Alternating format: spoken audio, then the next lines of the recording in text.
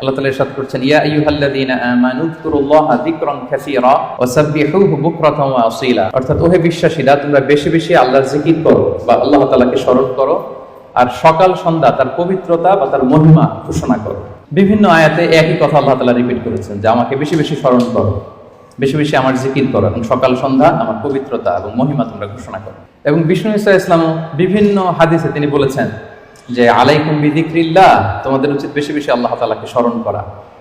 এক লোক রাসূল সাল্লাল্লাহু আলাইহি ওয়াসাল্লামকে বলল, ইয়া রাসূলুল্লাহ, ইন্না শারাইআল ইসলামি ক্বাদ কাসুরাত আলাইয়া, ইসলামের বিধান তো অনেক, তো এত বিধানের মধ্যে থেকে আমি কোনটা পালন করব? ফা আখবিরনি বিশাইইন আতাশাব্বাসু বিহি, আপনি একটা আমাকে বলে দেন যেটা আমি আঁকড়ে ধরে থাকবো, সবসময় করবো, এটা এরকম একটা বলেন। তখন রাসূল সাল্লাল্লাহু আলাইহি ওয়াসাল্লাম বললেন যে লা ইয়াযহালু লিসানুকা রাতাবান মিন যিকরিল্লাহ, তুমি যদি একটা সাজেশন চাও তাহলে আমি বলবো যে তোমার জিহ্বাটা যেন সবসময় আল্লাহর জিকিরে সিক্ত থাকে।